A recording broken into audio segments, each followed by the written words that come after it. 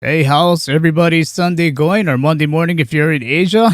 Neil Han, how you doing? Lieutenant Colonel, how you doing, sir? Seymour Rivers, Harold B. Tweety Bird, how you all doing? Thanks for chiming in, joining in. Whether it's, Sunday evening in the States, in the West, or Monday morning here in Asia, again, thank you. We'll be taking a look at a few items from Gerald Salente's Trends Journal. We'll be taking a look at the past guest, Lynn, excuse me. We'll be taking a look at past guests and seeing what she had to say. And then we'll be going over a few items from Twitter. And I think most importantly, we're going to be taking a look at the crack up boom. What is it? People have been talking about it for years and it's starting to get louder and louder. So, we'll take a look at the crack up boom and get your opinion on that. And so with that, we'll be joining you shortly in about a minute or so. So again, Hey, thank you, Seymour Rivers. Appreciate that. Yeah, as always, let me know how audio is coming in for you guys. Appreciate it. Harold B55, appreciate that. So I'll be with you guys shortly. So let me get a few more notes in order. Thanks again.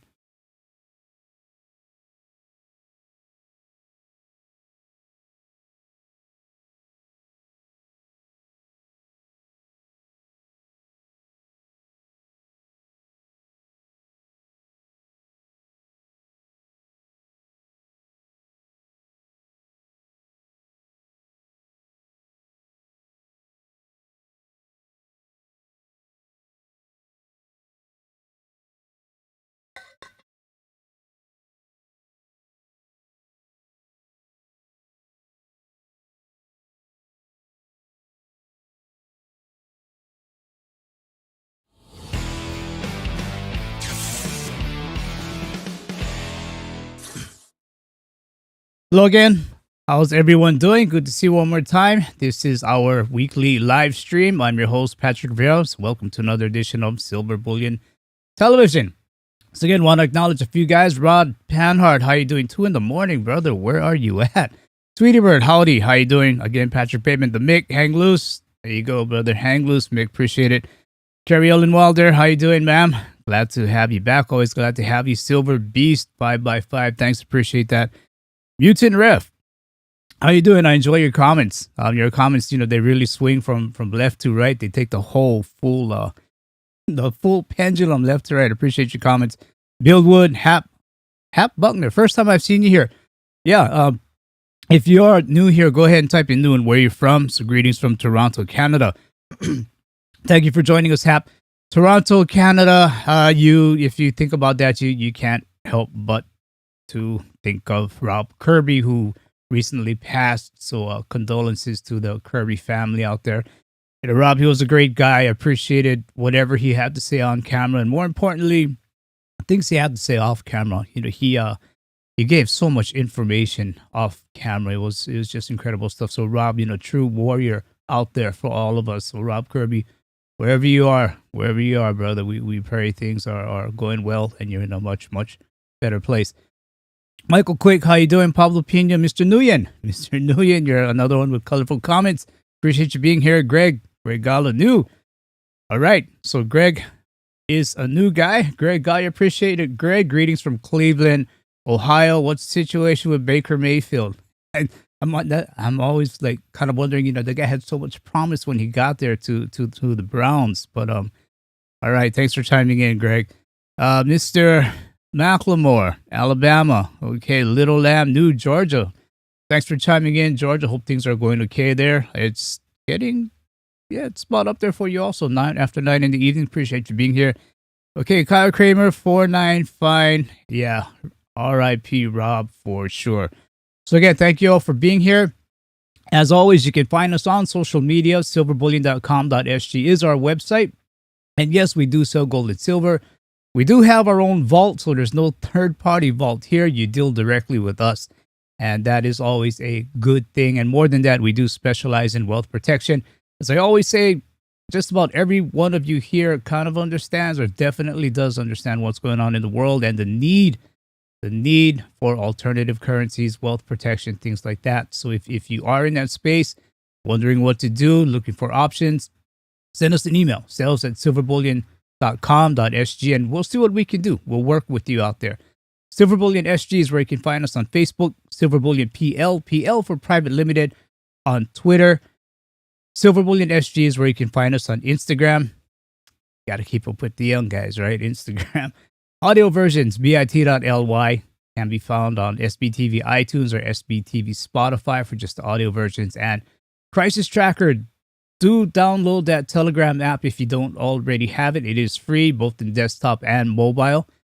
Download it, search one word, Crisis Tracker, and Vincent and I, we will pretty much daily, we're going to post things as it pertains to economic finance, gold, silver, things like that. And believe me, we sift through the weeds. We see so much content out there, and we try to choose what might be the most applicable for where we are today and what we're looking at. So Crisis Tracker, please do go ahead and join that group. So again, appreciate you all being here. Aloha, welcome. Nick, here you go again. So thanks for all being here again. And what I want to do is, hey, I got to remind you, if you can, please do subscribe. Hit that bell to be notified. And that's important because I've noticed, even in my own feed, my bell, it wasn't active anymore. So if you can, please do check on those things so you can be notified when we have new video, new content up. And again, subscribe, thumbs up, greatly appreciated. Shares are greatly appreciated as well. So again, thank you for doing that. Upcoming guest. We had Lynn Alden. You know, she sparked off a lot of open thinking. You know, the way she describes things and talks about things, and I should put it in context that maybe we didn't quite understand before.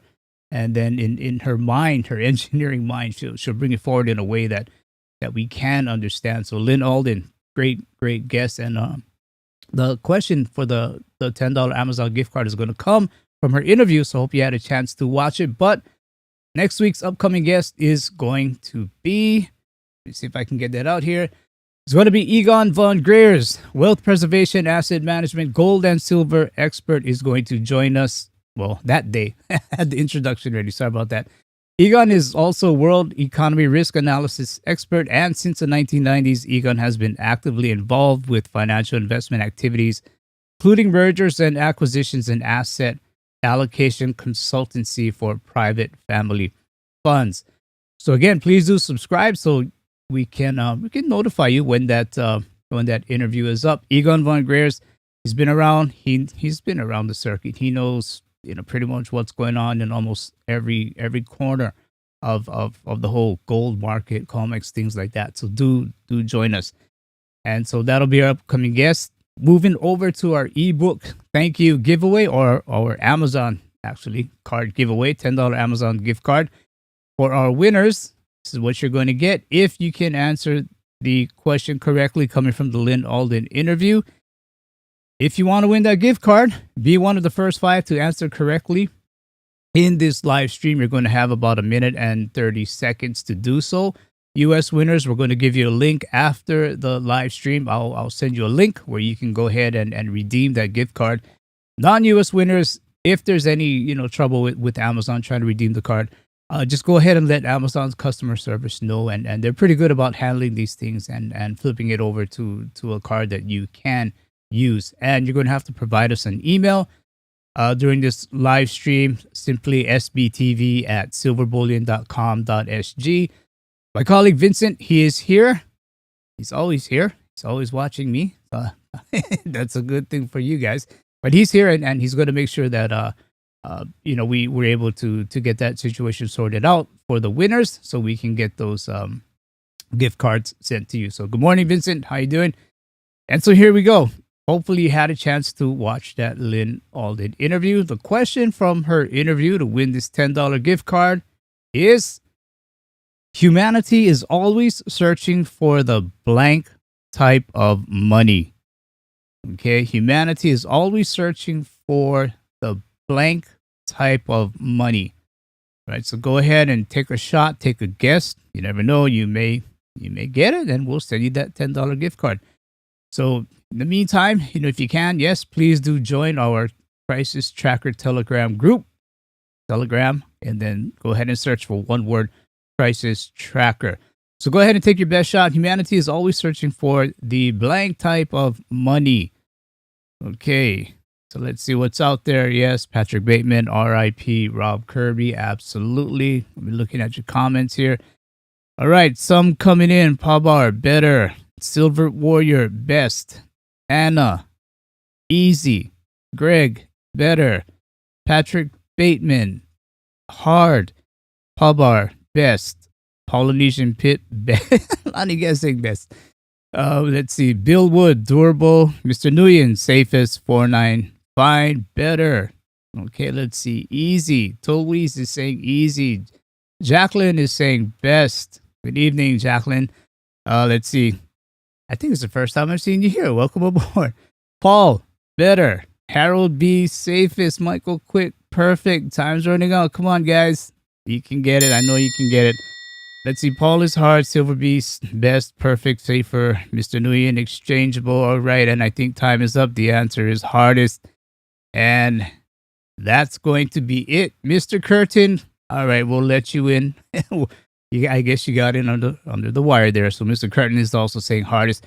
And the answer, yes, is hardest. So what we'll do is we'll go ahead and we'll revisit that Lynn Alden interview just to show you that she did indeed say hardest. Humanity's constantly searching for the hardest type of money, the one with the highest stock to flow ratio, meaning that we can't really bring a lot new to market compared to how much is already distributed throughout the market. And over thousands of years, the two that really hold up are silver and gold, especially gold. If you look at a century-long chart of the estimated gold inflation rate, meaning that the amount of new gold created every year compared to the estimated amount of above ground gold, it oscillates around 1.5% per year with a very narrow band of 1 to 2%. It's actually impressive to look at. And that's because it's basically a very high stock to flow ratio asset. And there's a built-in difficulty adjustment because over thousands of years, as we've gotten better at mining gold, we've also mined the easiest deposits of gold. So it's kind of like the gold is getting harder for us to mine to keep up with our technologies. Gold has the highest stock to flow ratio and the one that's been resistant to debasement over thousands of years. All right, so Lynn pretty much lays it out there. Humanity is always searching for the hardest type of money. So hardest or hard is what we were looking for. We have 3 winners out there. A high stock to flow ratio, absolutely. You can't, something where you can't really bring a lot to the new, or a lot of it to the market. Basically, you're not printing money over the top like what the Fed is doing. It's basically is what she's saying. And the two that hold up definitely are silver and gold. And interesting that the 1.5% supply of new gold is about what the growth of the monetary supply should be for a healthy economy. So what are your thoughts on that?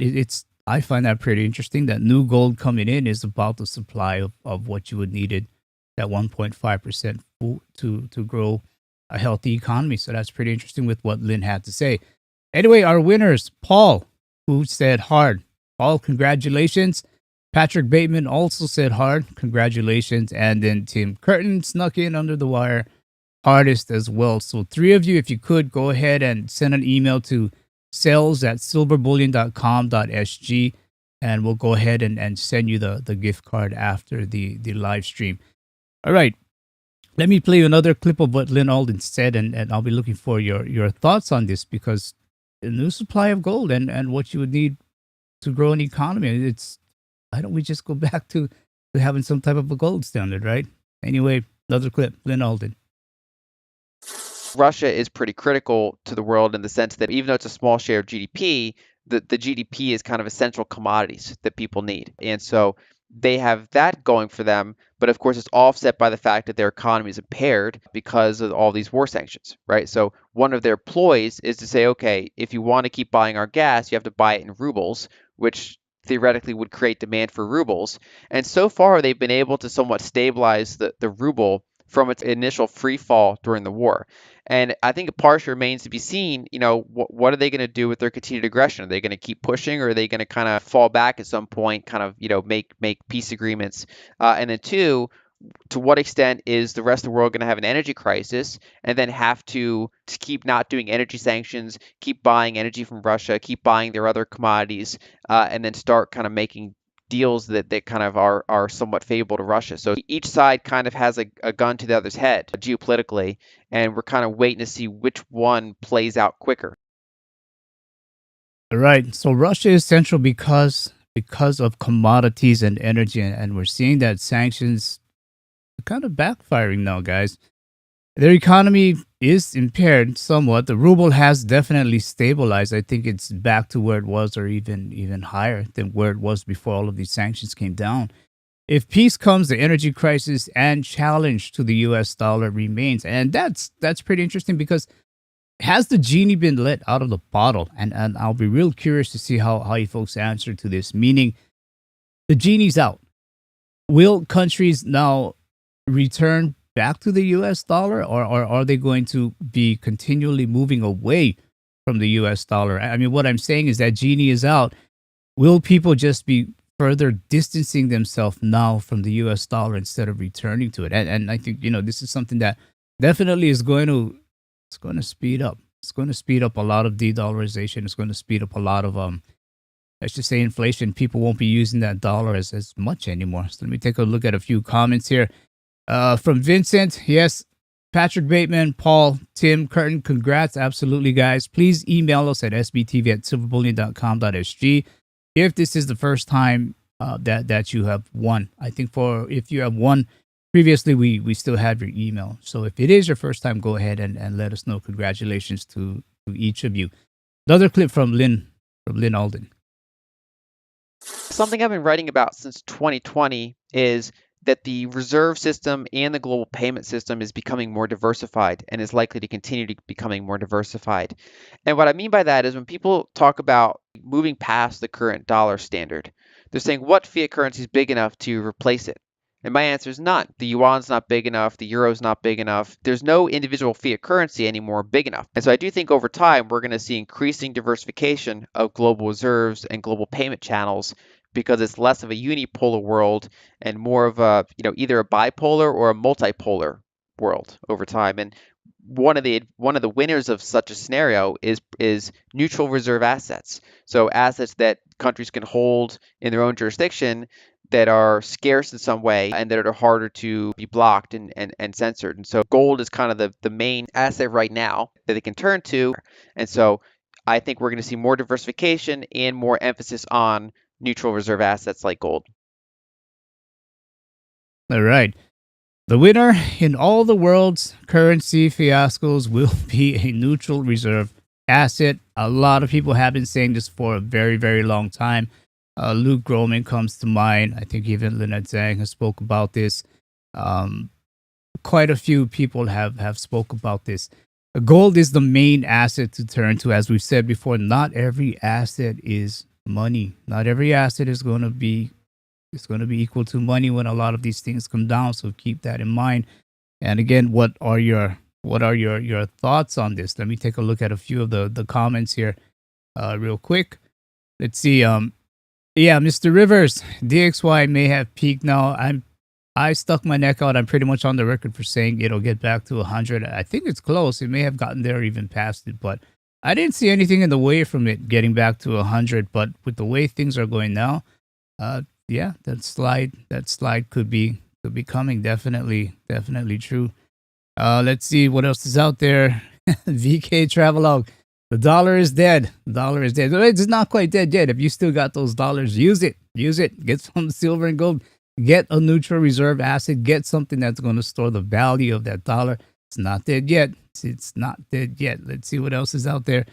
Let's see. Built for Tough. Absolutely. They have been moving away from it for a long time now. Mark the Silver Shock. Genie. Genie is dead. Should have been let out a long time ago. All right. Yeah. I'll go for that. Absolutely. Genie is dead. Michael, how you doing? How you doing, brother? Michael Sayer, definitely follow this guy on Twitter if you can. Gold always wins. It has for thousands of years. Michael's been doing great work. He's been tracking silver sales from various companies such as AppNext, and he pretty much is letting you know what's going on with the silver market, even on comics. If you can, look for Michael on Twitter. Maybe you might want to throw out your Twitter account, and I'll throw that up there. Okay, so that's what we're seeing. A lot of these things are really unfolding, and it's starting to unfold quick right now. So moving over to Gerald Salente's Trends Journal, his weekly message, Commodities and the War Powers Act. This is his weekly message. With no freedom, there can be no peace, and with no peace, there can be no justice. So here in the U.S., the public has nothing. Our freedoms were stripped during the COVID or during the bug. Stop saying that word, Patrick.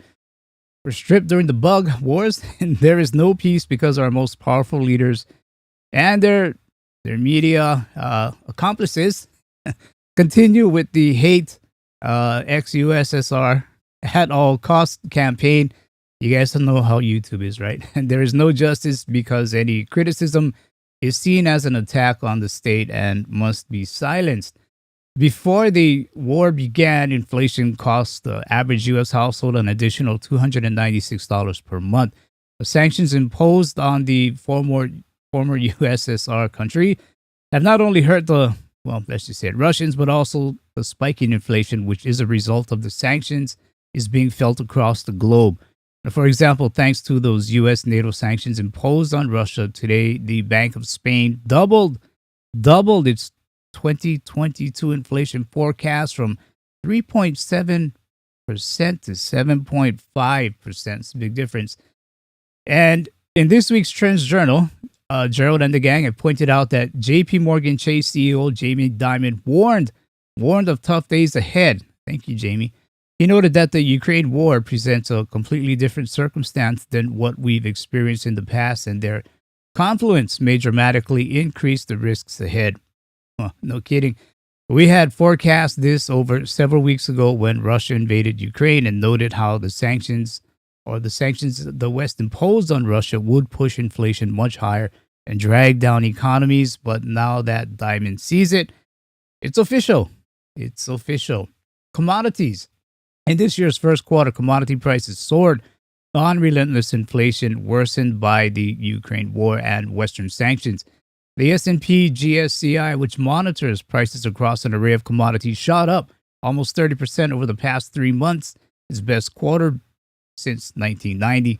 And the U.S. oil price has gained 33% this year. Globally, corn prices are up 26%, and wheat is 33% more expensive, reaching its highest price since 2010. And that was reported by the Wall Street Journal. Aluminum, copper, nickel, palladium, and a range of other essential minerals have booked new record prices. Freeport McMoran, a mining and energy powerhouse, has seen its share price rise ninefold since March of 2020. And so has Devon Energy. The market cap of Marathon Oil and Halliburton, a major oil field service provider, has soared sevenfold since the bug war began. However, commodities are inherently volatile and prices could tumble if the war agrees to a ceasefire, as noted by the Wall Street Journal. Commodities are hot right now, but it's hard to know when they run out of gas, partner Lewis Wilmering at Crew Advisors told the Wall Street Journal. And lastly, moving on to the War Powers Act, President Joe Biden will invoke the Defense Production Act to increase production of cobalt, graphite, lithium, manganese, nickel, and other key materials needed for electric vehicles and grid-scale batteries in an attempt to ease U.S. dependence on foreign suppliers and longer-term oil imports. The law, when activated by presidential order, gives the government the power to make loans or grants to companies carrying out work deemed essential to national security and to order companies to prioritize supplies under government contracts over private ones. And after Biden ordered a review last year of the U.S.'s critical supply chains and their vulnerabilities, the Energy Department predicted a coming boom in electric vehicles and laid out a plan to ensure supplies of essential materials. The department has budgeted almost $3 billion to counter U.S. dependence on China for lithium, the key ingredient in EV batteries, by developing domestic supply. And Biden's infrastructure bill also budgeted $7 billion over 5 years for processing related minerals and recycling EV batteries. Interesting how a lot of it is coming back to EVs and the whole green movement. And as you guys know, we've been saying this, nickel, if you look at an electric vehicle battery, nickel by weight is the key or the most used component in an electric vehicle battery. It may be called a lithium ion battery, but nickel is really the source of power in these batteries. So if you're interested in nickel, let us know. We do also sell physical nickel. And for that, we're going to move over to our website and we're going to take a look at the gold and silver price and see what's going on there. It is up a bit, $24.94, getting back to that $25 level, which is good. It's been having a rough time maintaining that 25, much less 26. So 25.50 really seems to be giving some resistance. 25.20 as well. So going down. Let me get out of this here. Okay, so that's silver $24.94, gold $19.48. Up a bit. It's up a little bit as well. Both metals, still trying to push it higher. And gold silver ratio, looking at it right now, 78-1. I think last week it was 77 or so, but still it's around that 80-ish area. And basically that means if you're looking to buy gold, you're looking to buy silver, you're not sure which one to get. Silver at this ratio means, at this about 80 ratio, means that it's definitely undervalued to gold price-wise. So if you're on the fence looking to get silver or gold, consider silver right now if the ratio is one of the things that you may want to play, because historically the ratio is about 16-1. The miners are telling us it's even lower than that. It's about 8-1 coming out of the ground, but yet the paper price is almost 80-1. So it looks like there's going to be a lot of gains in silver. This isn't financial advice. This is just I'm just sharing something that I look at and something that I do. So that silver to gold ratio is something that guides me when I'm looking to buy gold or silver. Some of the products, again, Canadian maple is very, very popular on this side of the globe. In Asia, some silver ecos, the 2022, and of course the LBMA bars, 1 kilogram metal ore cast bars. A lot of people, I shouldn't say a lot of people, but these two here, the kilobars and the LBMA bars, is what people get into to really, really have the lowest premiums possible and to store their wealth. As an example, these bars here, we have two in the shop. If you're going to come down to our shop in Millennial Walk, Singapore, bring a trolley. Bring a trolley because this thing is, it's not light. It's not light. You're going to need help getting it to your car, and hopefully your car has some good shocks, because otherwise you're going to be doing some wheelies driving home. And in the vault, we have 367 bars that you can own. When you buy from us, you absolutely own it. It is yours. The invoice is yours. Ownership is yours. Everything is yours. Okay, so simply all you do is you go ahead and click Store in the Vault, sign up as a user. You have 6 different choices: personal, joint, trust, joint account with the miner. This is always good. Business account and retirement account, can be a precious metals IRA account. So if you are looking to move out some of your IRA, your 401k, IRA, whatever it is, go ahead and give us a call, because again, a lot of people are realizing they don't want to be having their retirement all in fiat, so they want to put some in gold and silver. Let us know. As an example, to open an account, a personal account, we just need your name, fill out the application, and a form of ID. It can be a driver's license, it can be a passport preferably, and go ahead and, this is important to us as always, go ahead and select YouTube SBTV. That helps us out a lot. And advice here, go ahead and tick this box here: customer notifications via encrypted secure notification. What that means is, if you get an email from us, there's nothing in the body of that email except you have a notification from us. So this way, things still remain, it's another layer of security. So the algos, they won't be looking at your emails. I truly do believe they are. And one of the benefits about storing with us is that you can use your metals. You can use your metals as collateral to go ahead and take out a loan if need be. You can choose Sing dollars, US dollars, or euros. In this case, US dollars. You can see here, someone is asking for a $152,000 loan. He's willing to give 4% annum interest rate. And we have all these lenders here. All these lenders who are willing to lend at 4%, some above 4.25 or even as high as 5. And you can see they range from $3,500 all the way up to almost $500,000 US dollars. So I'm pretty sure someone will adjust their rates here, and these two guys will meet somewhere in the middle, and this person here will absolutely be able to use his gold and silver as collateral to get that loan It's a loan. He still owns it. This isn't leasing, a leasing type of program or anything like that. He still owns it. And these are the items that he put up as collateral. So you can see a lot of monster boxes here, 500 Eagles, a lot of monster boxes, Eagles, Britannias, Maples. So a lot of monster boxes. My goodness, 2, 5, 8, 11. Well, a lot of monster boxes. So you can kind of see how it works there. So moving on to Twitter. Again, if you have any questions, shoot us an email, sales@silverbullion.com.sg. We'll help you out and we'll walk you through it.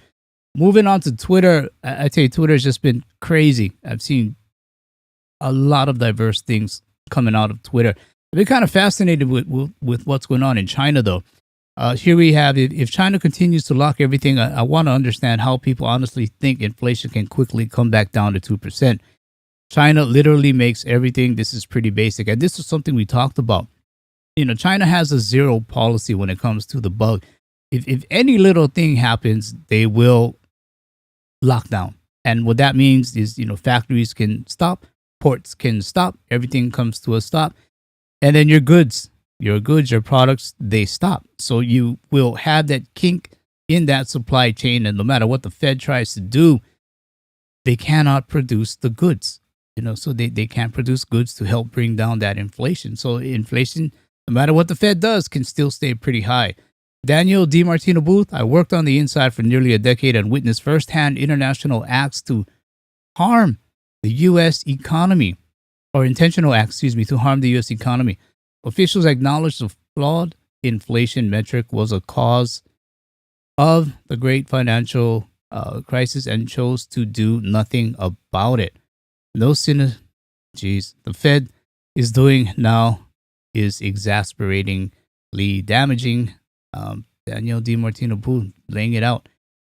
Zero Hedge from the Market Sniper. Zero Hedge is the first to catch on to our commodity currency FX bias as a macro theme, and yen as curve control, chump with euro shortly behind. Basically, commodity currency revolution begins. We've been talking about this for the past few weeks where commodities are king. And it does look like any type of new currency coming out is going to be having some type of a commodity backing at perhaps even just a small percentage. Ben Hunt spoke with a friend in Shanghai today. Barely controlled chaos as everyone locked into apartment buildings for food via group chat for government to deliver. Sometimes you get it, usually you don't. Plain watermelons going for $100 each. Watermelons, $100. This one here, thinking of using Twitter Spaces. What do you guys think? Do any of you guys use Twitter Spaces out there?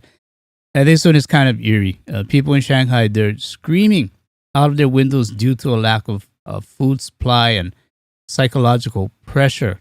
This is a sample of what's going on out there if you don't already know. 人都叫了，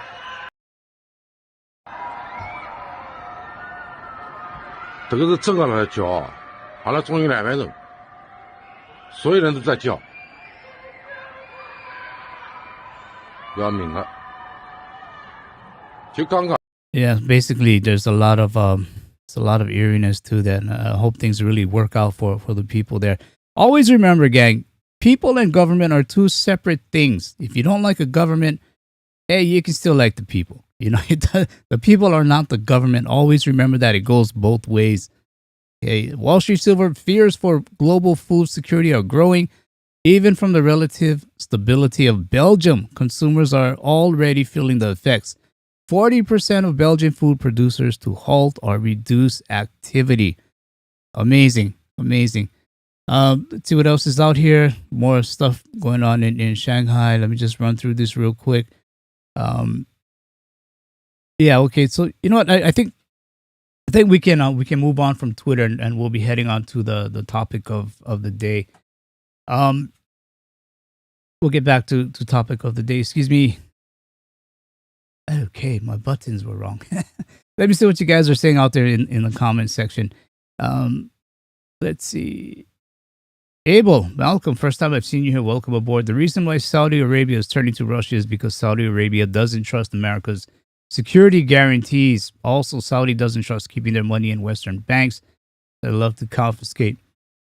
Great points. I don't think, I don't think I would argue with any of that. They are points. They all are things on the plate that are leading to this transition where things are really heavily starting to move from west to east, and you're starting to see Europe buckle. And this is something we've talked about before. I think Hungary is one of the latest where they're buckling because they need that Russian energy.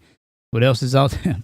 What else is out there? Polynesian Pit Mad Max. Absolutely, it is getting there in some parts of the world without a doubt.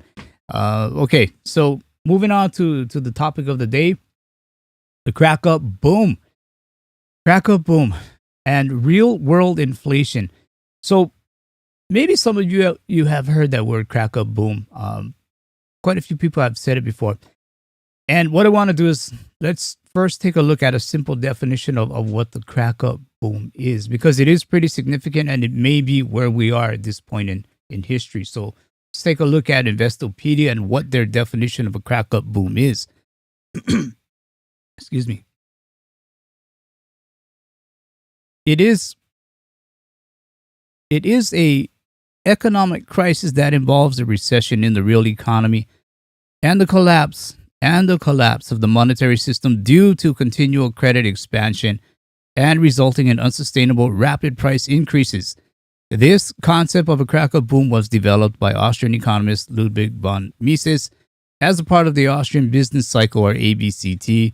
The crack-up boom is characterized by two key features. One, excessively expansionary monetary policy that, in addition to the normal consequences described in ABCT, leads to out-of-control inflation expectations, and two, a resulting bout of hyperinflation which ends in the abandonment of the currency by market participants and the simultaneous recession or depression. So some key takeaways.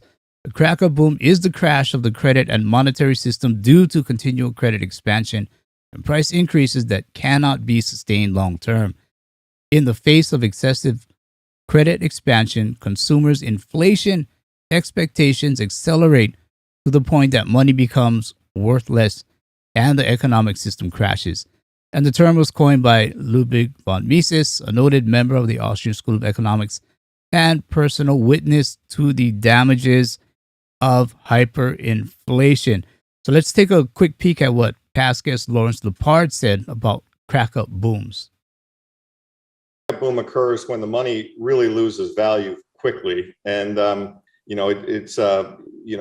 let's take a recent example, Venezuela, in the last 10 or 15 years. I mean, if the money is losing value, the price of everything defined in money terms goes up. So you can actually have people think, well, if you're going to have inflation, the stock market can't go up. And to some degree, that's true, in a traditional inflation. But when you have a crack-up boom inflation, the stock market might go up enormously because, again, stocks represent a claim on a business. And so the crack-up boom is when the currency rapidly loses value and the price of everything goes up very, very rapidly.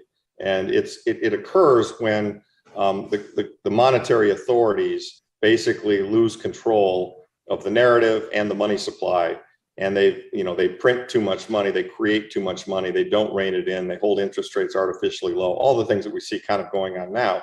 And there's some evidence, we're definitely not at a full crack-up boom stage now, but there's small pieces of evidence that we're kind of close to it.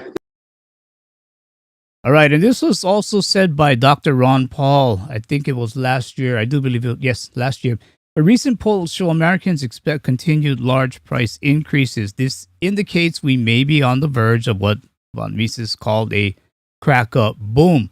A crack-up boom occurs when the general population realizes that constant currency depreciation is a feature, not a bug, of central banking.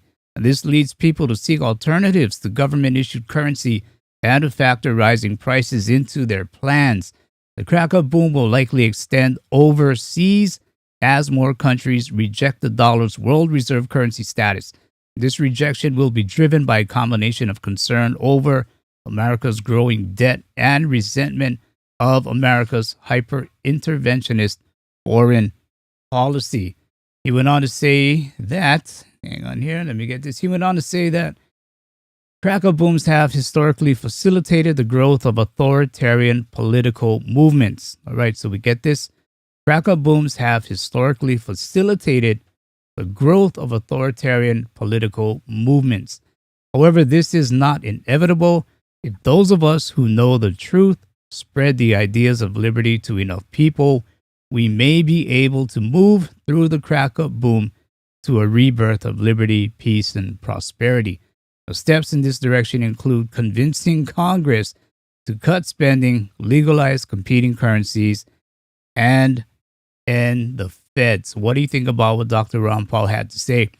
This kind of takes me back to West Virginia. West Virginia Representative Mr. Mooney, how every year he seemingly, or he does, put out a bill through Congress, and he never gets any support. Ever. Never gets support. I showed you guys that the other week. Co-sponsor is zero. And this is year over after year after year after year. Co-sponsor is zero. So what do you guys think about this so far? Cracker boom. Are we at least in it? Do you think we're not in it? Do you think it's over? Where do you think we are with this crack up boom? Let me take a look at a few comments here. Let's see. Yeah, I put this one up before. Sounds like Weimar Germany, absolutely. And Mises would know. He did go through that, or he experienced it, so he would know what it is, and he would be definitely the man to give a definition of it, without question.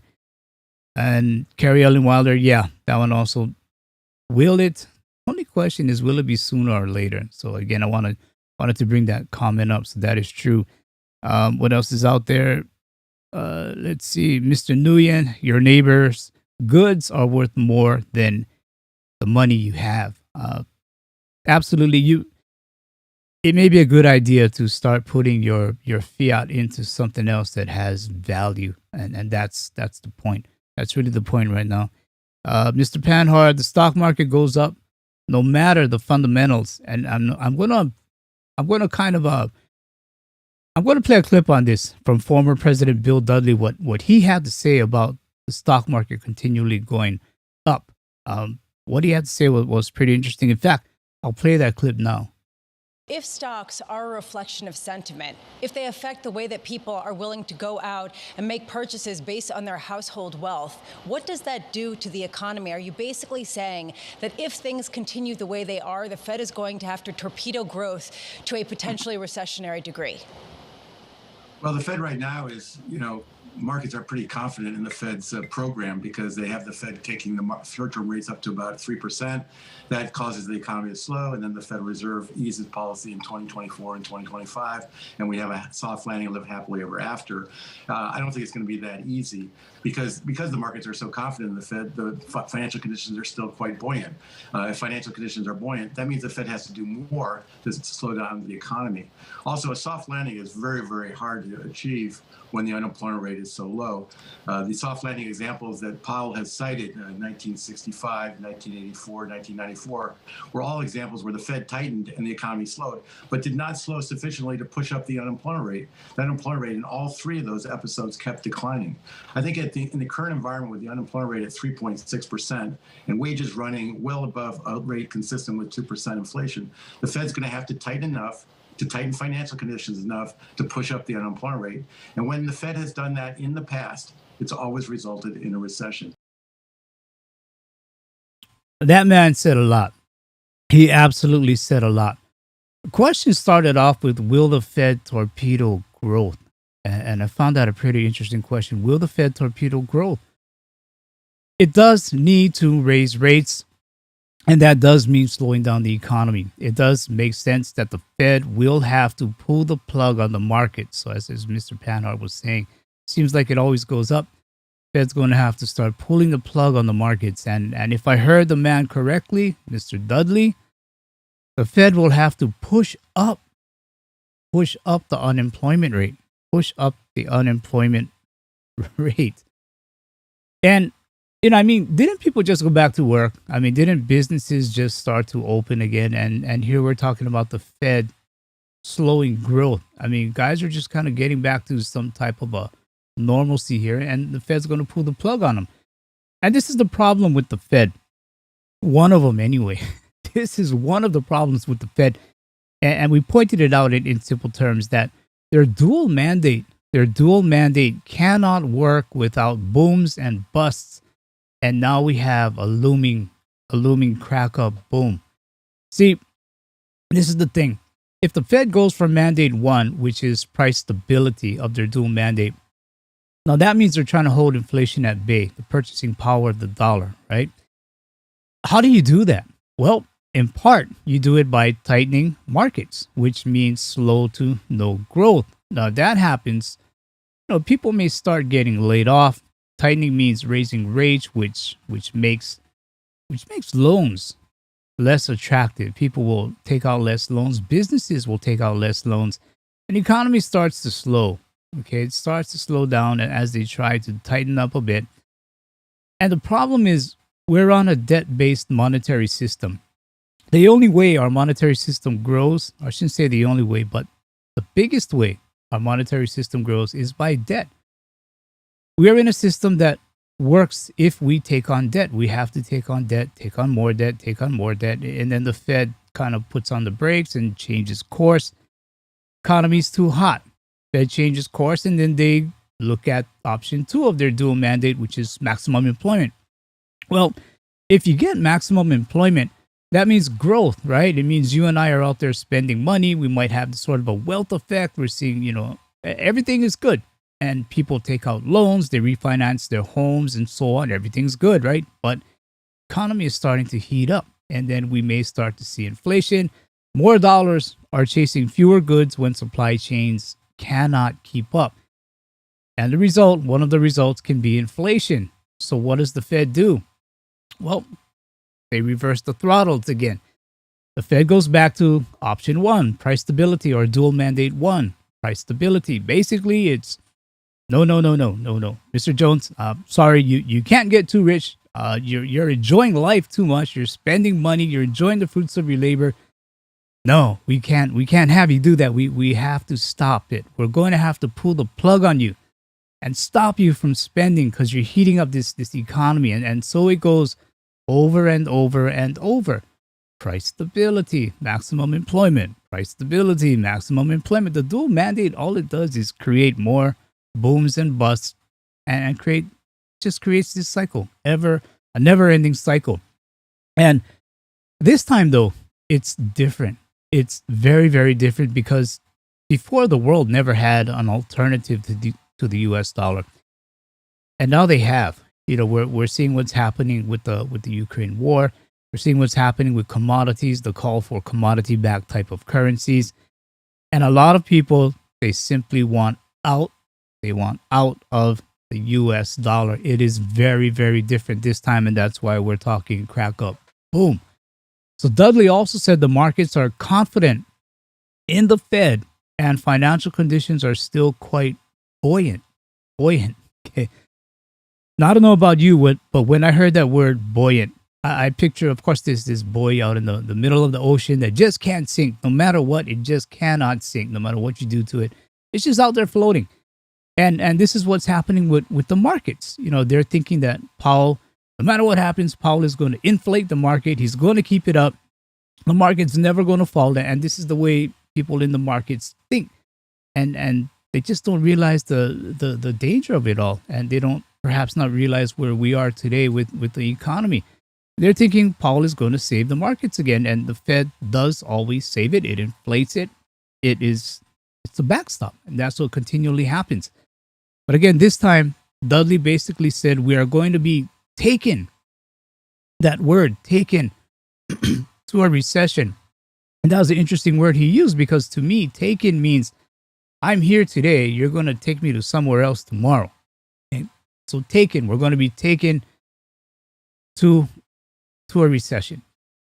And we're being taken to something I believe that's already built. Whether it's a central bank digital currency or whatever it is, we're going to be taken from where we are today to a different place tomorrow. And chances are that tomorrow is already built. Otherwise, why take us to something that's not even there yet? They're going to take us to something that's already built, such as perhaps a central bank digital currency. Whatever it is, they have plans. They absolutely do have plans for you and me. So I just want to take a look at a few comments here. Um, let's see. Standing Mannequin. Yeah, Pazar, if you can, absolutely take a look at his work. He's been nailing it over and over and over again when it comes to what the Fed is doing, what's going on with the Ukraine war, things like that. The USD. He's been really on it. Let's see. Pablo Pina absolutely floats even with the waves. That's what the Fed is doing. They keep inflating that market, making sure the air never gets out of that buoy, and investors believe it. They absolutely do think the Fed has their back, and that can be a pretty dangerous thing. The Fed. I don't agree with a lot of what they're doing, to be honest. I mean, some things maybe needed to be done, but they never took their foot off the pedal. They never understood that you can only patch cracks so much. You got to take care of it. And that kind of makes you wonder, hey, are they on our side or not, right? They're a central bank, but are they on our side or not? Let's see what else is out here. News Drifter, that's a good point. We do have oil and gas in the States. So, it is there. It is there. You just need to drill for it. But that's harder said than done because you have a government with policies that don't want you to. They don't want you to drill for it. They don't want you to get to it. So again, is the central bank on our side? I don't know. Is even the government on our side? I don't know. It's not looking very good. But anyway, here's some more on the crack up boom. Watching price inflation explode this year has former Congressman Ron Paul wondering if the crack-up boom is here. Prices are now climbing at a rate that hasn't been seen in nearly 40 years. That's an ominous sign to many. The crack-up boom. It sounds threatening, and it should be. This phenomenon is the crash of the credit and monetary system due to continual credit expansion and price increases that can't be sustained in the long term. During this excessive expansion, consumer inflation expectations accelerate to the point that money becomes worthless and the economic system crashes. The phrase was coined by economist Ludwig von Mises after he lived through the currency breakdown in Austria and Germany in the 1920s. In his work, Human Action, Mises wrote, "The monetary system breaks down. All transactions in the money concerned cease. A panic makes its purchasing power vanish altogether. People return either to barter or to the use of another kind of money." He said the period of panic begins with the increase in the quantity of money. Okay, step 1, increase in the quantity of money, QE. Have we seen that? We've seen it since I think QE1 came out in 2010, 2011. So we've been seeing it for a decade, guys. A decade of QE and monetary expansion. So yes, we've seen it, the quantity of money. So step 1, absolutely finished. Have we seen this unsustainable money printing by central banks? Absolutely. And it's not just the Federal Reserve. It is central banks all over the world, which is why we're probably seeing inflation all over the world. And I'll show you a few places that are getting it right now. So step 1, are we seeing this? Have we gone through it? Absolutely, we have gone through that. Let's take another look at crack up boom. From there, it unfolds predictably. He pointed out, at the beginning, the inflow of additional money makes the prices of some commodities and services rise, other prices rise later. The price rise affects the various commodities and services, as has been shown, at different dates and to a different extent. Then finally, the masses wake up.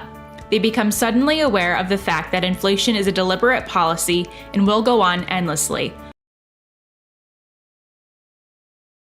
Okay, step 2, commodities rise.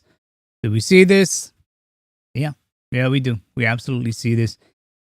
Step 3, people realize that inflation is an endless policy. It's a policy. It's a policy, inflation. And because, we have a debt monetary system, debt-based monetary system, you can't, this system is not going to grow unless you go into debt. And I just showed you how the Federal Reserve has 2 mandates. They're either going to, keep price stability, meaning making sure that inflation doesn't run away or trying to control it. and then they have maximum employment. So they want to get you to work to get that economy going and take out loans, go into debt. That keeps the economy going, but then it may pass a certain level of inflation, and then they pull the throttles back and try to bring back price stability. That's just the way this system works or doesn't work. So the Fed's dual mandate of price stability and maximum employment, yes, this policy, it is a policy, and soon enough, it's just not going to work anymore. And probably more importantly, people are going to wake up. I know you guys are waking up there. I see the comments out there. Let me just take a pause here and see what's out there. News Drifter. Robert Kiyosaki was on Stanberry Research last week, and he said Biden made him rich with the sanctions because he owns oil wells. I like Kiyosaki. His work is it's impeccable. It's outstanding. But the point here, I'll reflect back to what Gerald Celente says: the bigs get bigger. The rich get richer. These things happen with what we're seeing now. When inflation starts to really spill over, yeah, it doesn't affect the rich as much, and the rich do get richer. And if you're just an average Joe, you are going to feel it a whole lot more. Let's see. Trappy Ambi, the debt is so great this time you can't pull a Volcker. Yeah, if you go back and look at the charts, I did this before a previous live stream. The money that was existence when Volcker was the secretary, it is like, I think 6 times smaller than what it is today. So you imagine if Volcker went to 20%, you'd have to times that by 6. Are we going to over 100%? He's going to raise? No, that's just not going to happen. So you can't pull a Volcker. A Volcker is not going to work. It's definitely not going to work. So I'm with you all the way there. So let me move on. People start to realize that it just doesn't work. Okay, so let me move on to another clip of Crack Up Boom. A breakdown occurs. The crack up boom appears. Everyone is anxious to swap his money against real goods, no matter whether he needs them or not, no matter how much money he has to pay for them. Within a very short time, within a few weeks or even days, the things which were used as money are no longer used as a media of exchange. They become scrap paper. Nobody wants to give away anything against them. Crack-up booms have occurred in many places at many times and will happen again. Mises also wrote, "If a thing has to be used as a medium of exchange, public opinion must not believe that the quantity of this thing will increase beyond all bounds. Inflation is a policy that cannot last." In present day, Ron Paul said the turning point is when the people all realize at once that inflation is not a bug in the monetary system, it's a feature. The increase in the monetary supply is not an accident. It's the result of a policy decision that the increase continues beyond all bounds. Here's a chart to show the growth of the US money supply since 1980, along with the gold price. The money supply has doubled in just 8 years. It jumped 40% in the last 2 years. Money supply growth of 40% in 2 years is the stuff of a banana republic. Yeah, great points there. A breakdown occurs. We're kind of seeing it now. I do believe we're seeing it. If not necessarily a breakdown in the dollar, we are seeing a breakdown in the way money transfers. And that's key as well with the SWIFT system. We are seeing new types of systems coming up to transfer money. And to an extent, this is a dollar breakdown in some ways, yes, but it's more of a monetary system breakdown. But even more, though, is the breakdown in truth of governments, in truth of media, in truth of central banks, and perhaps, that may be even more harder to comprehend than what's going on in the monetary breakdown. Only when you can see through that, that piece of this puzzle where governments just aren't being truthful with you, where central banks, they're using their own vocabulary that you don't understand, not being transparent. When you see that, and when you see the media is really just, a lot of people have said this, it's turned into media like Pravda, where it's just become propaganda. We're seeing these things, and these are key. Your government, your central bank, and your media, they're not really being truthful or transparent. And this is when people are going to wake up. You have to wake up, and when you do, you are going to see these things that we're talking about. So everyone spends their money for real goods, whether they need them or not. They're trying to store the value of their money. We've had before in past live streams where people will buy cars or things like that just to get rid of their fiat and put it in something else that may appreciate. And in the US, I don't know. It may start to be a good idea because cars and chip shortages, prices are going up. People are waiting longer to get their cars, and we've been over this time and time again where even cars that used cars, we're seeing even those prices go up. So I don't know, maybe you want to store some value in the weirdest way, because before, if you bought a car, it depreciated as soon as you took it off the lot. But today, car prices seem to be going up, especially used cars. So I don't know. The key here is put your money in something that is going to hold value. We've seen this over and over in a lot of different countries.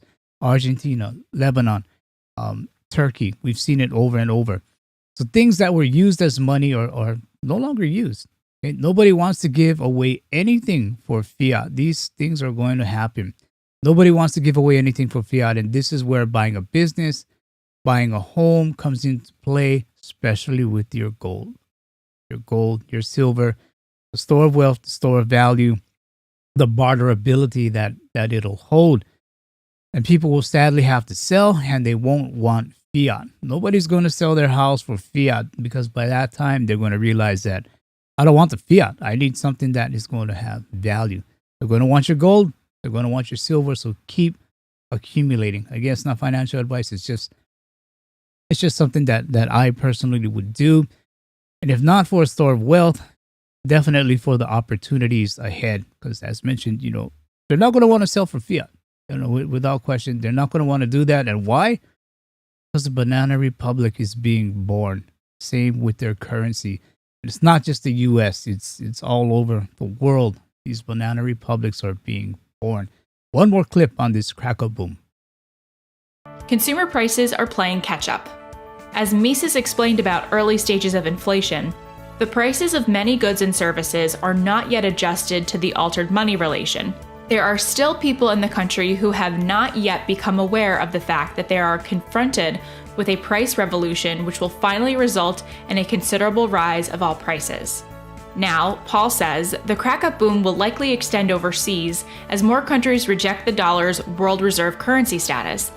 This rejection will be driven by a combination of concern over America's growing debt and resentment of America's hyper-inventionist foreign policy. In the crack-up boom, Paul warns, for all those necessities of life that one cannot provide for themselves, nothing is more important than real, reliable purchasing power. That's where gold comes in. Right, that's where gold comes in. Reliable gold, and you can count in silver as well. Now, I want to show you a couple things going on in the rest of the world regarding inflation, because this all ties into this whole crack-up boom scenario. Okay, we already know there's rejection of the US dollar really starting to happen, de-dollarization going on with the Ukraine. But how about inflation? This kind of blew my mind. I want to show you something that came out in Quebec. Quebec to give residents $500 to help fight inflation. Okay, this was March 23rd of 2022. So I think we had someone out there in Toronto. If you can, go ahead and chime in if you heard anything about Quebec. Residents to get $500 to help fight inflation. And they're looking at, okay, great, how would you spend it? And they're not even going to, why do we have this inflation? They're more about, okay, you're going to get the money. How do you want to spend it? So a few weeks after BC announced the minimum wage increase to offset rising inflation, never mind why we have inflation, Quebec announced Tuesday that it would give a 6.4 million of its residents a $500 payout to tackle rising costs. Every adult earning $100,000 or less will see the payout transferred directly into their bank accounts after they file their 2021 tax returns, getting people banked in, right? Finance Minister Eric Jawar told reporters on Thursday, people whose incomes exceed 100,000 will you'll still get something, but it's going to be less than that 500. Inflation is exceptional, so the compensation is exceptional, Gerard said of the $500 payments, adding that his government expects inflation to drop 2.3% by the second half of 2023. The payments will cost a total of $3.2 billion, and there are no current plans in Ontario to raise the minimum wage beyond $15, nor have there been indications for a similar $500 rebate, but many in this province already have ideas of what they'd spend their money on. It's okay, what will they spend their money on? Grocery shopping for a couple days. All right. I'd buy a family pack of T-bone steaks, AAA, and get no change back. All right. I'm not an economic major, but I don't think the government giving away money is the best solution to fight inflation. There you go. Ding, ding, ding, ding. We have a winner, Mark Smith. Not an economic major, but I don't think the government giving away money is the best solution to fight inflation. And this is the part where people will start to wake up and they're going to start to understand, wait a minute, this just is not making any sense. So this is going on in Quebec, where they're actually looking at giving people money, if you can believe that. And then I want to take you over to the other end of the world. I want to take you to the Philippines and see what's going on there.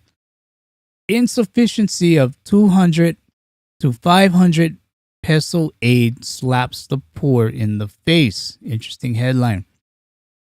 Out of Manila, while 500 pesos, which President Rodrigo Duterte said should be given to the poor as subsidy amid surging commodity prices, look like a lot compared to the initially proposed 200 pesos, the amount was still far from what ordinary Filipinos need.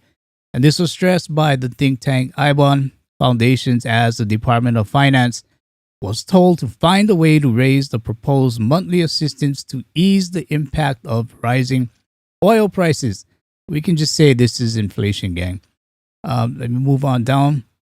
President said on Monday, March 21st, that 200 pesos will not be enough. So he told the Finance Secretary Carlos Dominguez III that while it will be a problem for the next president, he hoped that 500 pesos instead will go a long way to help. And you can see here the oil consumption rise, which is going to lead into the next article that I'm going to show you. So it was unclear how Duterte arrived at this computation that 500 per month would be sufficient. On the DOF computation that 200 pesos per month would be enough, sufficiency of funding was considered. So basically, they are just going to give out money to help people with inflation. And this leads me to the next story where, again, in the Philippines, the jeepney drivers, if any of you have been to Philippines, you know that jeepneys are an important part of transportation for the people, especially getting in and around big cities like Manila.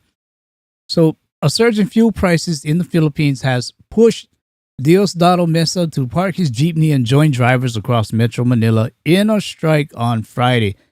Just to get in context here, let me see if I can find a date on this thing. Okay, March 25th, so not that long ago. Mesa told Nikkei Asia he used to earn about 600 Philippine pesos, or $11.45, over a 12-hour shift, but now takes home half or less than that amount. And his terminal in Quezon City normally hosts around 40 of the colorful, flamboyant minibuses that have long been a cultural symbol of the Philippines, but around half of the drivers have turned to other work. We just want prices to go back to the way they were before.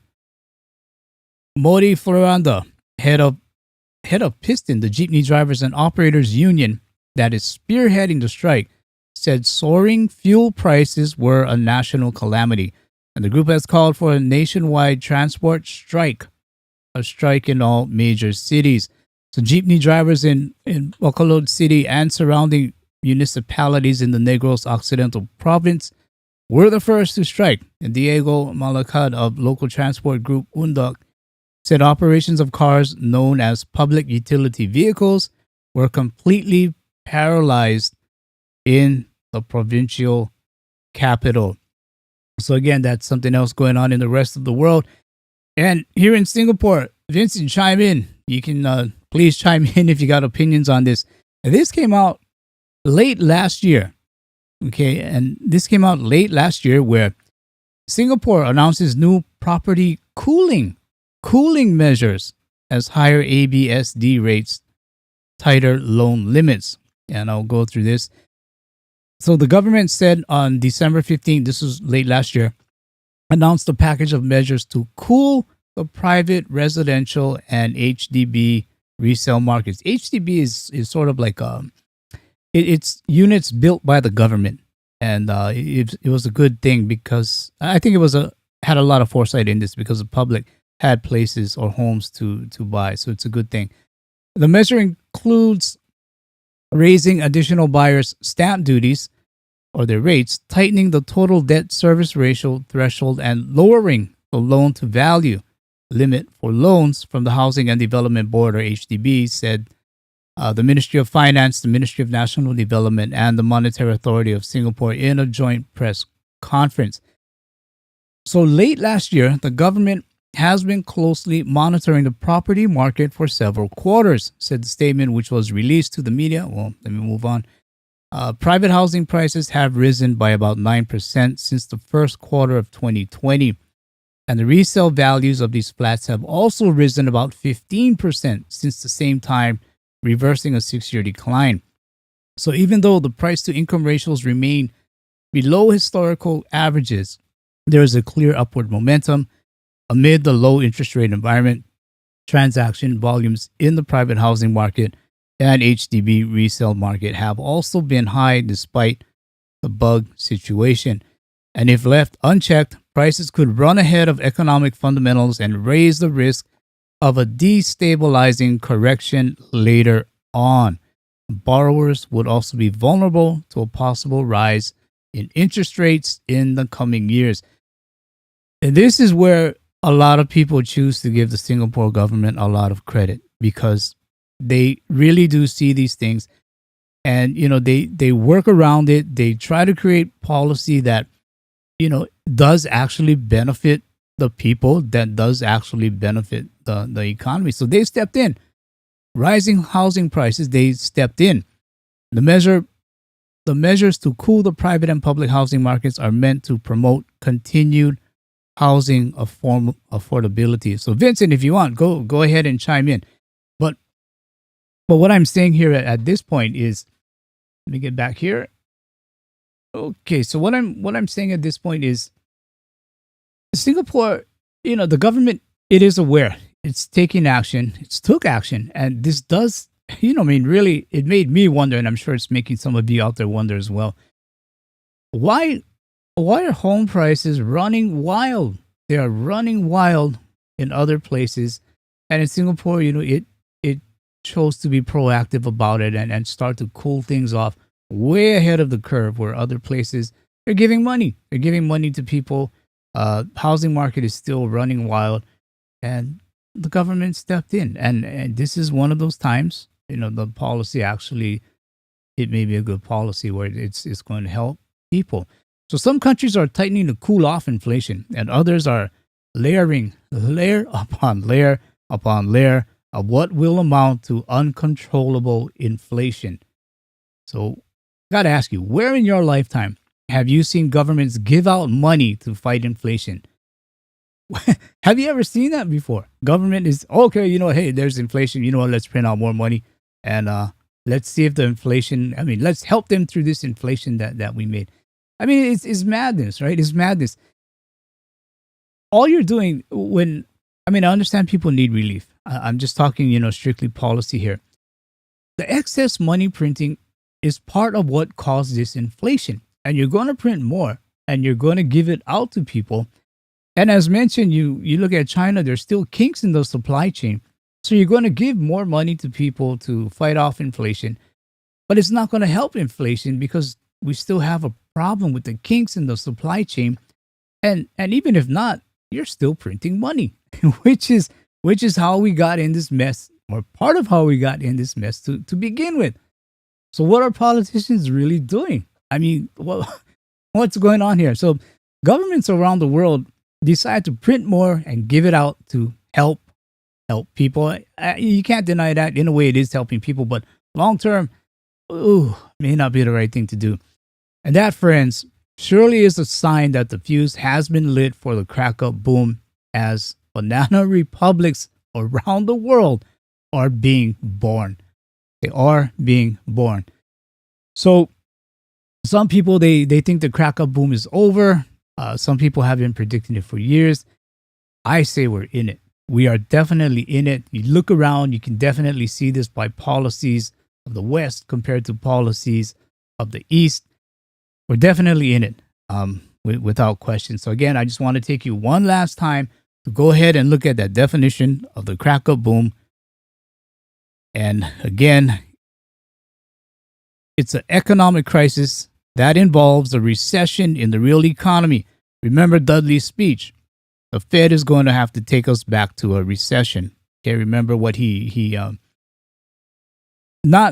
isn't a quote, but this is what he had to say. The Fed is going to have to bring the market down, and we're going to be looking at a recession and a collapse of the monetary system. We're seeing this with the sanctions and how countries are starting to avoid using US dollars. They're avoiding using the SWIFT system. So we are seeing this monetary system, collapse of the monetary system due to continual credit expansion. We've seen this for decades with QE, resulting in unsustainable rapid price increases. And we're seeing that now. I mean, like I say, some places, they understand, okay, we need to try and cool things off a bit to help stop these rapid price increases. Other places, hey, just give the people more money. Just give them more money.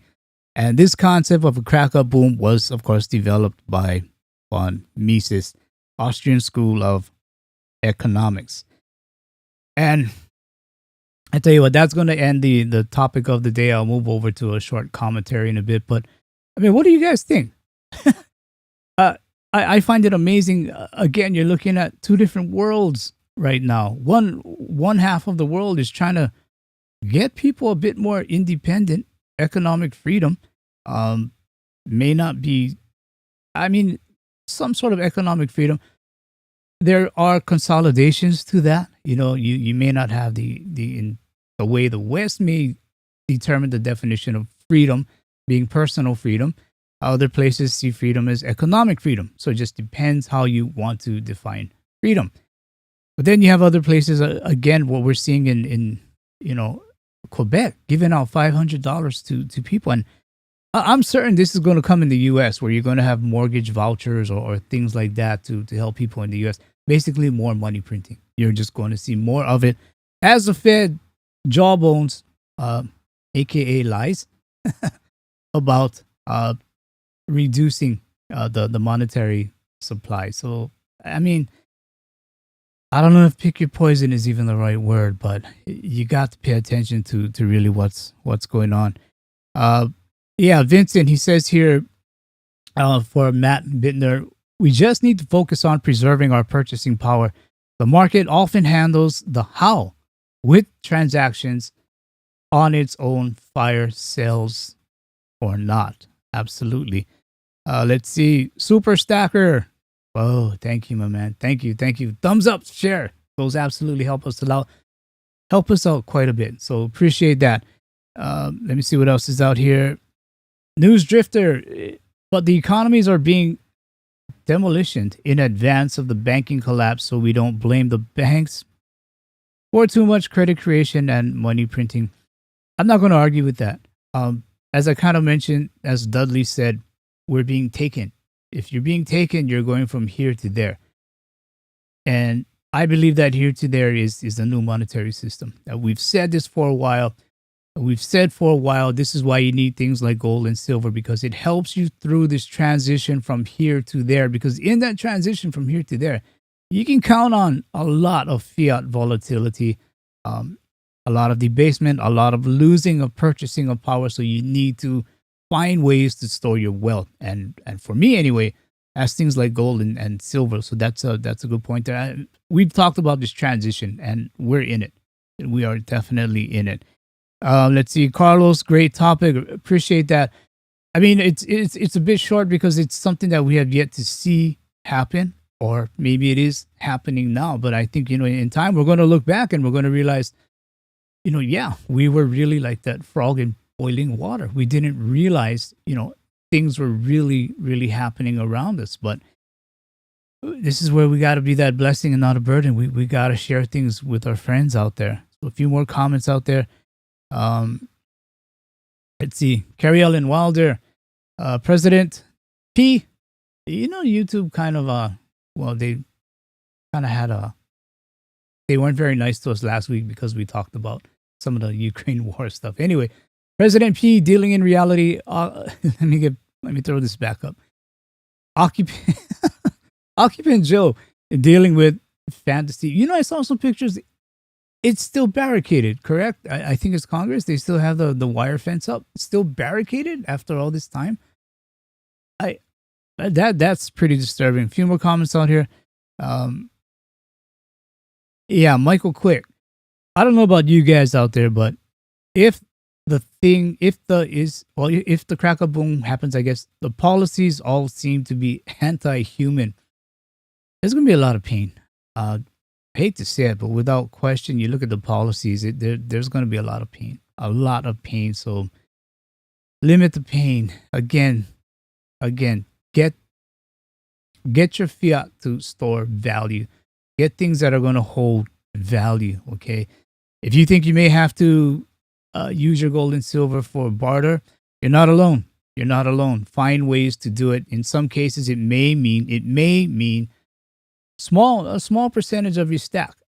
Take a look at things like gold-backed tokens, because as I've said before, I do think I'm going to have to barter with my gold and silver. I'm with you guys there, or some of you guys there. I do think I'm going to have to. Now, in that case, as I mentioned before, if I'm in California and there's a business, a house or something in Canada, well, how do I get my money to that person in Canada who's willing to accept gold? I got to find a way to get it to him. So in that case, this is where something like a true gold-backed token, and I'll say this, like cash gold token, CGT, works, because you can go ahead and transfer it to him, and he can actually see that you actually do indeed own gold. He can know that for himself, that the gold is there, the gold is real.